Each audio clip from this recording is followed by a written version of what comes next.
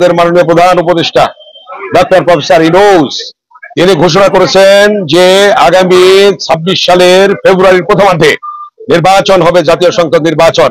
তার ঘোষণা অনুযায়ী নির্বাচন হবে এবং সেই ঘোষণা অনুযায়ী ইতিমধ্যে নির্বাচন কমিশন তাদের কর্মসূচি গ্রহণ করেছেন, নির্বাচন হবে। এখন সেই নির্বাচন করার জন্য দায়িত্ব মাননীয় প্রধান উপদেষ্টার, দায়িত্ব হয়েছে নির্বাচন কমিশনের।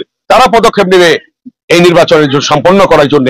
অতএব আমরা আশা করি সঠিক সময়ে, নির্ধারিত সময়ে নির্বাচন হবে এবং সেই নির্বাচনে সবাই অংশগ্রহণ করবে, এটাই আমাদের প্রত্যাশা। জনতার রক্তের বিনিময়ে আমরা নতুন বাংলাদেশ পেয়েছি।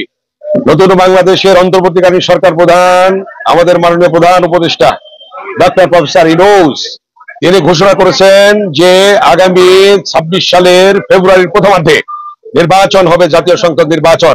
তার ঘোষণা অনুযায়ী নির্বাচন হবে এবং সেই ঘোষণা অনুযায়ী ইতিমধ্যে নির্বাচন কমিশন তাদের কর্মসূচি গ্রহণ করেছেন, নির্বাচন হবে। এখন সেই নির্বাচন করার জন্য দায়িত্ব মাননীয় প্রধান উপদেষ্টার, দায়িত্ব হয়েছে নির্বাচন কমিশনের। তারা পদক্ষেপ নেবে এই নির্বাচনের সম্পন্ন করার জন্য। অতএব আমরা আশা করি সঠিক সময়ে, নির্ধারিত সময়ে নির্বাচন হবে এবং সেই নির্বাচনে সবাই অংশগ্রহণ করবে, এটাই আমাদের